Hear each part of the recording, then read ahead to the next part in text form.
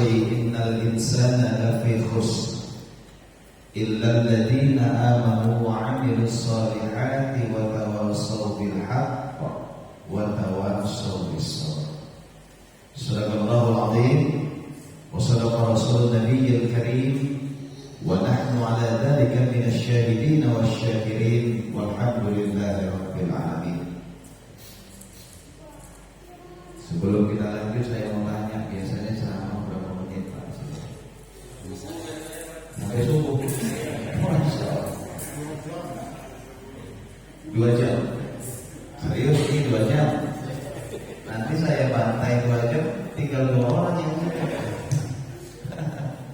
baik. Kultum aja lah ya. Kuliah terserah antum.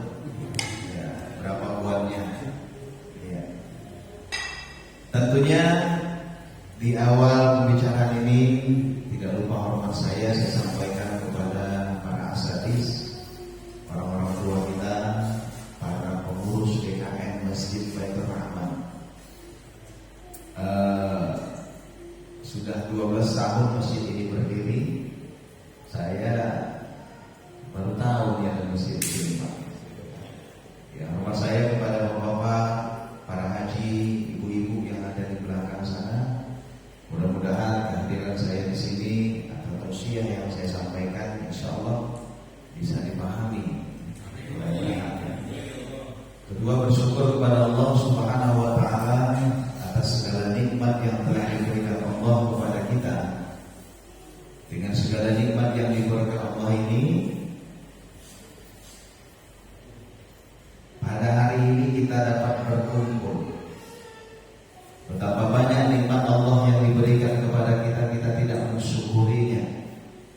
Dan terkadang nikmat itu baru kita ketahui setelah nikmat itu dicakup oleh Allah. Kebetulan saya kerja di rumah sakit, Pak, sebagai rohaniawan. Ada orang yang napas, untuk bernapas saja pakai oksigen. Pulang dari rumah sakit bayar jutaan rupiah.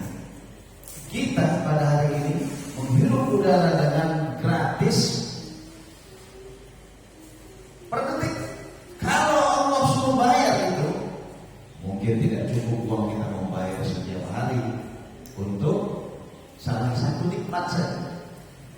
Maka la in syakartum la azidannakum wa la in kafartum inna adzabil lasyadid.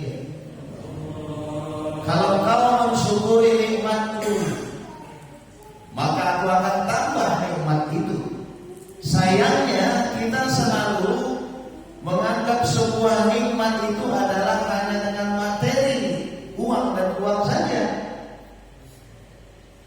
Kita tidak bersyukur. Kalaulah seandainya nikmat hanya uang, mungkin saja orang yang kaya di rumah sakit sana rela menghabiskan hartanya demi kesehatannya. Sehat ini mahal. Tapi semua nikmat yang paling besar apa? Hidayah. Kita bersyukur kepada Allah, kita dilahirkan dari rahim seorang ibu yang beragama Islam. Coba kalau kita terlahir dari rahim ibu kita yang bukan beragama Islam, mungkin saja hari ini kita tidak Islam, mungkin ya. Maka hidayah yang diberikan Allah ini gratis. Betapa banyak umat manusia di dunia ini yang Allah tidak kasih hidayah. Bahkan di dunia ini Islam adalah agama bukan terbesar, kecil. Hanya 1/4 dari banyaknya manusia di dunia ini, Islamnya hanya 1/4. Kita adalah salah satu yang dipilih Allah untuk mendapatkan hidayah Islam ini. Maka jaga itu dengan apa? Jaga iman. Jangan tinggalkan sholat. Bapak-bapak, ibu-ibu, jamaah sekalian. Kemudian yang kepada Rasulullah sallallahu alaihi wasallam dengan lafaz Allahumma shalli ala Muhammadin wa ala alihi sayyidina Muhammadin. Semoga dengan shalawat yang kita baca, mudah-mudahan kita nanti diakui Rasulullah menjadi umatnya yang insyaallah akan mendapatkan syafaat di yaumil hisab. Amin ya rabbal alamin. Bapak Ibu sekalian, malam hari ini kita memperingati Muharram yang ke-1442 Hijriah. Inilah yang sebenarnya adalah tahun baru Islam. Tapi anehnya tahun baru Islam ini orang Islam sendiri banyak yang tidak ikut memeriahkannya. Kalau ulang tahun atau tahun baru Masehi meriah, petasan menghabiskan uang ratusan ribu rupiah, jedar jam 12 malam. Kita orang Islam inilah tahun baru kita. Maka cara menyikapi tahun baru ini adalah salah satunya dengan bermuhasabah diri. Apa yang Bapak Ibu lakukan tadi ba'da maghrib itu bagian dari muhasabah, mengintrospeksi diri, mengkaji kita sudah seberapa banyak dosa yang kita lakukan di tahun-tahun yang lalu, di bulan-bulan yang lalu. Satu surah yang saya bacakan di awal tadi, A'udzu billahi minasy syaithanir rajim.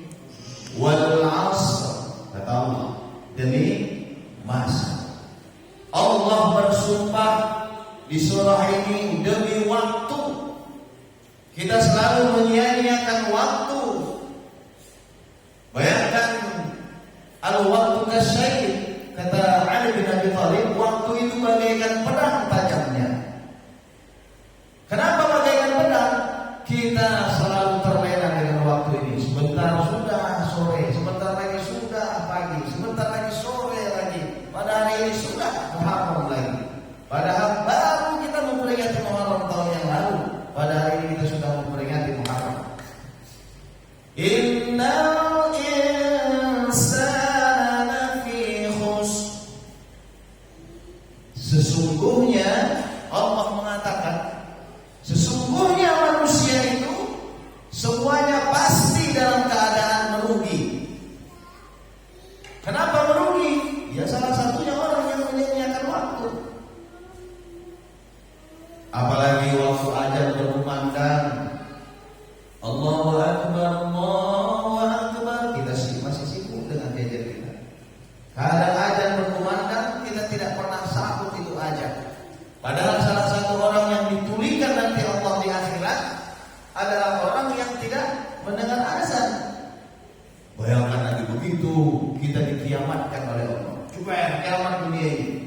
Kemudian kita dibangkitkan, kita antri, menunggu antrian, nunggu panggilan. Satu hari di akhirat bagaikan 1000 tahun di dunia. Bayangkan itu lamanya kita. Nunggu antrian ini belum cerita surga neraka. Kita antri, dibangkitkan kita dari kubur kita tanpa sehelai benang pun. Banyak orang tanpa sehelai benang pun. Ada orang nanya, Ustaz, kalau di samping saya Niki Ardila gimana Ustaz? Itu tidak terpikir lagi. Pertanyaan itu sudah pernah ditanyakan oleh Aisyah radhiyallahu anha kepada Rasulullah. Bukankah kita nanti pandang-pandangan aurat ya Rasulullah? Tidak. Kita bagaimana kacaunya nanti pada hari ini. Bagaimana kacaunya? Kita bandingkan kekacauan di akhirat itu. Kalau rumah kita terbakar, ada seorang ibu saking paniknya, dia pikir anaknya dia gendong, rupanya bantal kulit. Saking paniknya. Begitulah kebalikan yang nanti di akhirat. Begitu kita dibangkitkan tanpa sehelai benang pun. Lalu kita antri. Antrinya tanpa sendal. Udah antri, kemudian kita antri di sebuah toko saja hanya setengah hari pegelnya, nauzubillah. Ini antri bertahun-tahun. Nah, salah satu orang yang ditulikan oleh Allah adalah nanti azan dia tidak dengar. Nanti dipanggil orang-orang yang namanya keluar dari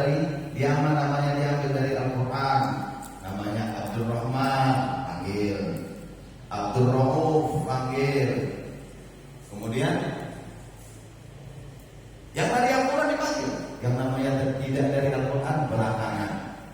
Ayo, bapaknya namanya dari mana diambil oleh orang tuanya. Makanya kalau kasih nama anak, nama yang baik-baik dari Al-Quran itu supaya salah satunya manfaatnya untuk doa, yang kedua untuk di akhirat antriannya cepat. Dari Al-Quran duluan dipanggil, yang tidak dari Al-Quran belakangan. Tuh. Tapi jangan mentang-mentang bikin nama anak dari Al-Quran salah arti. Laila Majnun, Laila malam Majnun, gila. Oh dari Al-Quran Ustaz, nama Arab ini malam gila. Jangan. Walaupun bahasa Arab harus tahu artinya, tanya juga ahlinya. Sama Ustaz ditanya, kalau Laila Majnun apa ya Ustaz? Nah jadi panggil dari Al-Quran. Kemudian kalaupun nama kita dari Al-Quran, di dunia kita tidak dengar azan, umpamanya dipanggil Abdurrahman, dia kan tidak dengar. 2 kali Abdurrahman, tidak dengar juga. 3 kali Abdurrahman, tidak juga dia dengar. Karena memang di dunia dia tidak menjawab azan. Padahal menjawab azan itu kan mudah sekali. Allahu Akbar, Allahu Akbar. Jawabannya Allahu Akbar.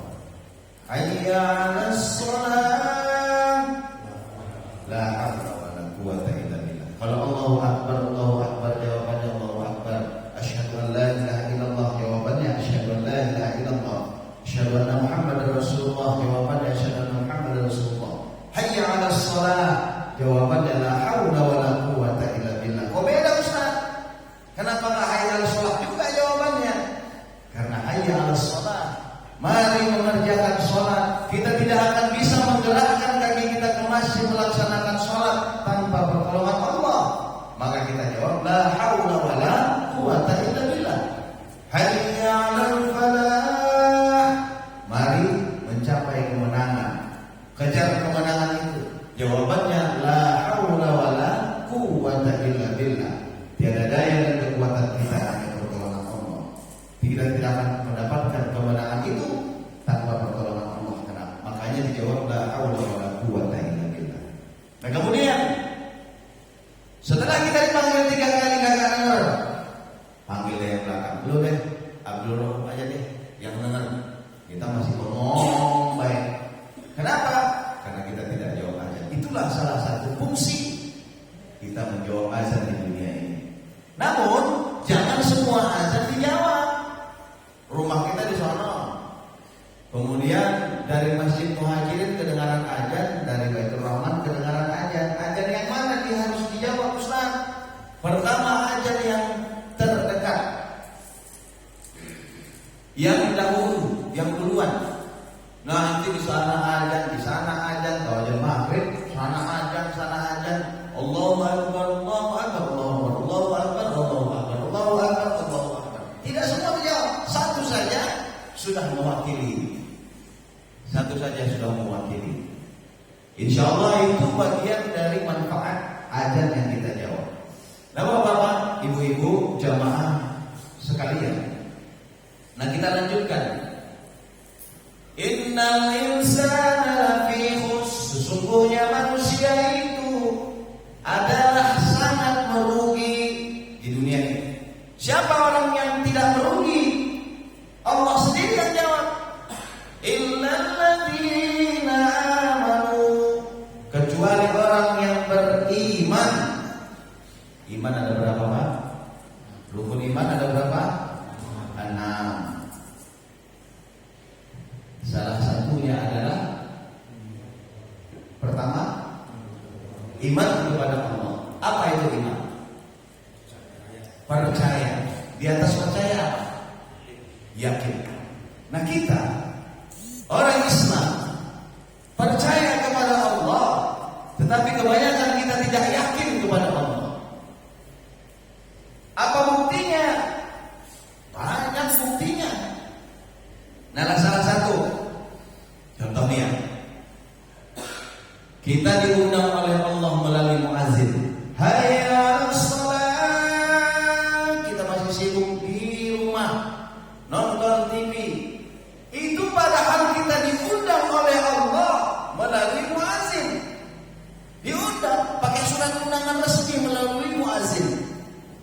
diundang, tapi kita ogah-ogahan diundang oleh Allah.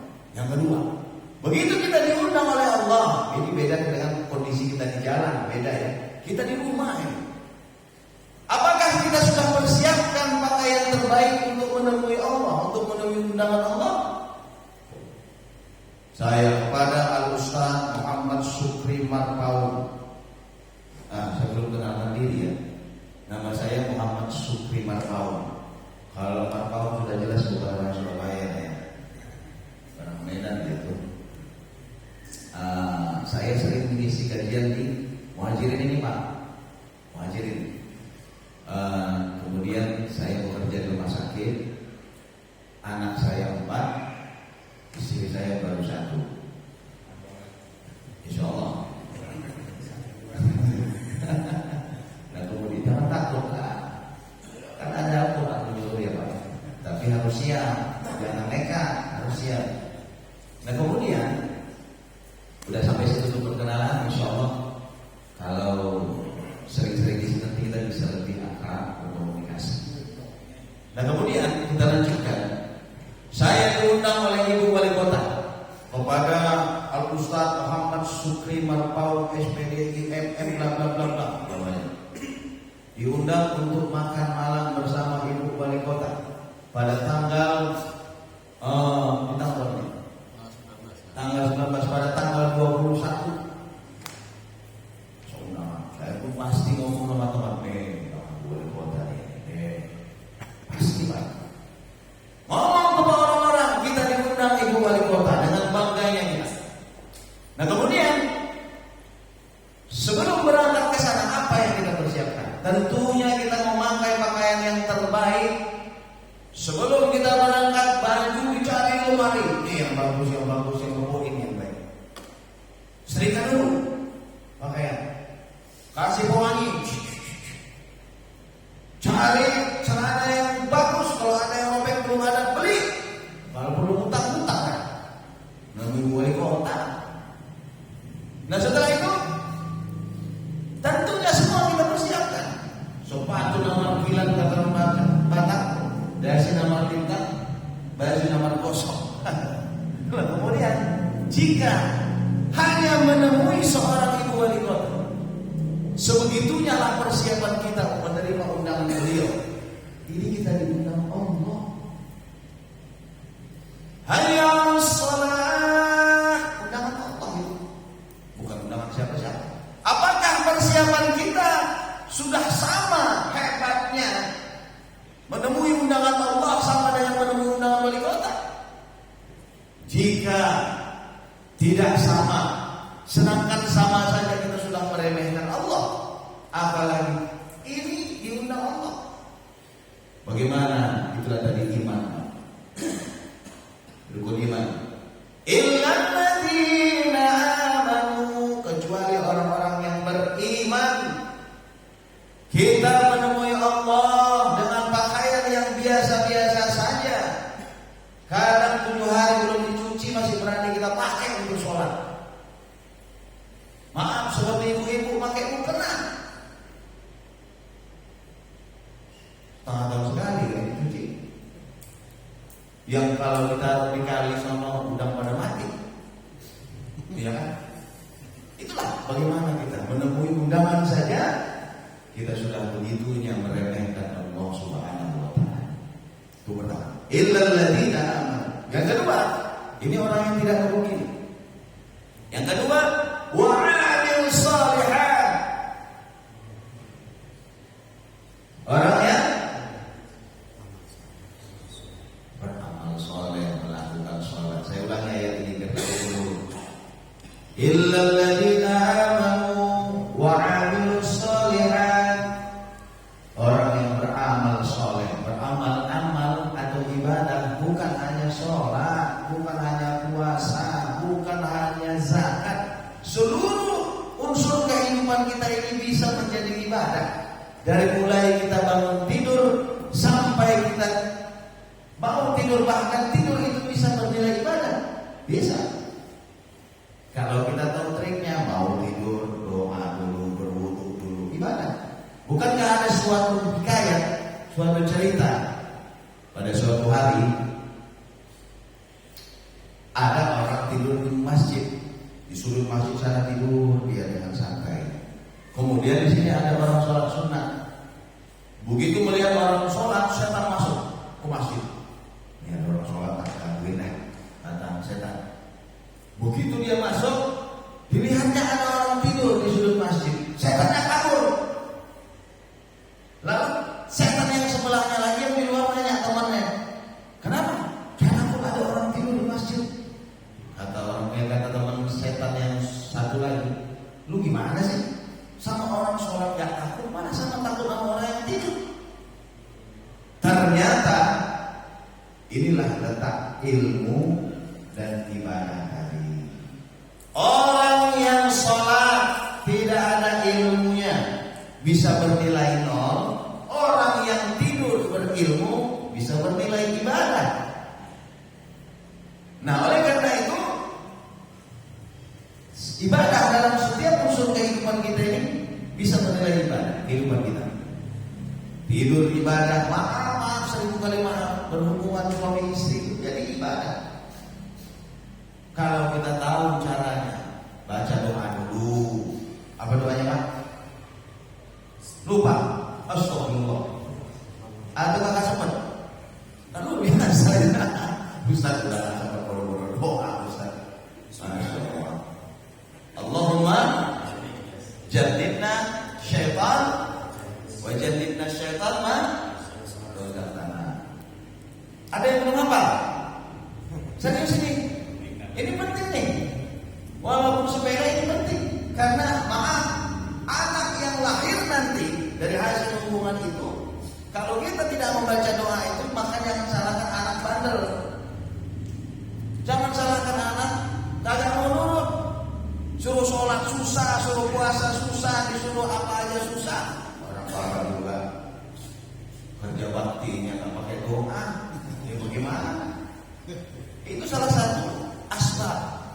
Jangan salahkan anak susah diurus atau susah dibelanja. Nah, illal ladzina amanu wa 'amilus shalihati wa tawassaw bil haqq. Orang yang selalu mengajak kepada kebenaran, berpikir yang benar, berbicara yang benar, mengajak orang selalu benar. Wa tawassaw bil haqq wa tawassaw bis sabr. Sabar. Sabar di sini ada orang mulutnya sabar, hatinya kagak. Begitu ditimpa musibah, orang tuanya meninggal dunia, 7 hari 7 malam, tangisnya kagak berhenti, ya kan? Selalu menyalahkan kodrat, tidak sabar seperti itu. Nah, salah satunya adalah sabar. Sabar bukan hanya miskin sabar, kaya juga harus kudu sabar. Sabar menjalankan, sabar membelanjakan harta di jalan Allah, sabar menggunakan uang sesuai dengan yang diperintahkan Allah. Kalau miskin ya nggak sabar mau kemana? Mau kudu sabar. Saya mah sabar, ya ini harus sabar, miskin mau kemana lagi? Tapi orang sabar, orang kaya yang sabar itu yang luar biasa.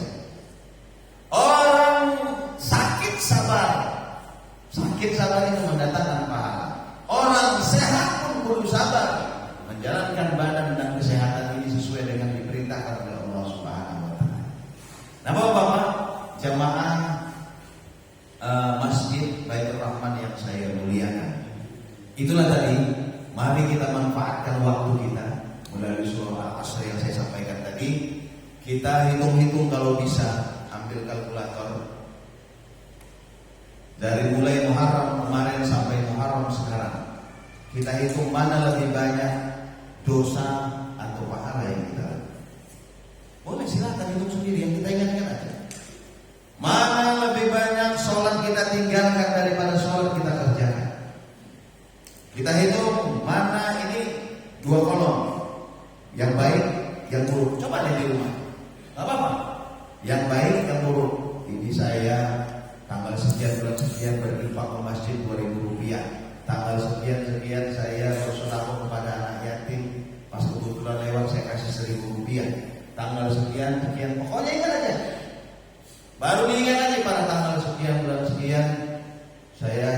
ambil ayam tetangga.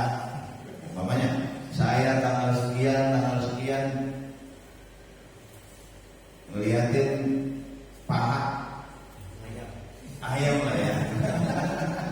Umpamanya. Setelah itu dihitung berapa. Kita tahu di mana nanti letak kita di akhirat. Kita hitung sendiri. Nah, jika lebih banyak baiknya, teruskan di tahun 1442 Hijriah itu. Jika lebih banyak dosa yang kita lakukan, robah, mumpung masih ada nyawa di dalam tubuh kita. Kita tidak tahu kapan ini dicabut oleh Allah. Bisa hari ini, bisa besok pagi, bisa kapanpun. Mati bukan harus nunggu sakit. Nah, mati bukan harus nunggu tua. Kita tidak tahu. Oleh karena itu, dalam kesempatan yang baik ini, saya mengkaji diri saya sendiri. Mari kita kaji diri kita. Sampai di mana kebaikan yang kita lakukan untuk kita pertahankan dan kita teruskan di tahun-tahun berikutnya. Melihat dari jamaah ini, mari ya kita bersyukur kepada Allah. Allah gerakkan kaki kita melangkah ke masjid ini untuk mendengarkan, ya, mendengar tausiah ini. Ini kita didoakan malaikat, Pak.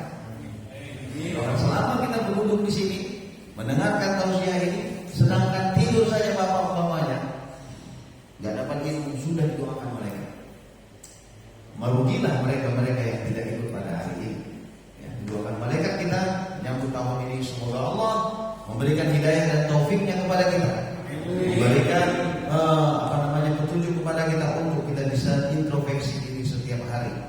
Ya, apalagi di sini para ustaz juga banyak saya lihat. Insya Allah ustaz-ustaz kita yang ada di sini dapat selalu jangan bosan-bosan mengingatkan kita apabila kita mempunyai kekhilafan dan kesalahan. Memang manusia adalah tempat salah dan khilaf. Jadi jangan tersinggung kalau kita ditegur. Tapi cara negurnya juga harus baik, harus dengan cara yang baik. Belum tentu niat yang baik akan direspon dengan baik jika caranya tidak baik. Saya kira ini saja yang perlu saya sampaikan. Katanya tadi sampai subuh, bukan saya tidak mau, tapi saya tidak tahan. Apalagi di depan saya ini kue enak banget kayak ini. Ada bolu, ada pisang, ini sangat menggoda, membuyarkan konsentrasi. Ya, semoga apa yang saya sampaikan pada hari ini mudah-mudahan dapat bermanfaat buat orang sekalian. Dengan 10 menit mujakarah kita, ada sesi tanya jawab. Ya, silakan. Ya. Iya, silakan Bapak. Dalam ayat ini dikatakan bertawasul bil haq. Iya. Saling menasihati dalam kebenaran.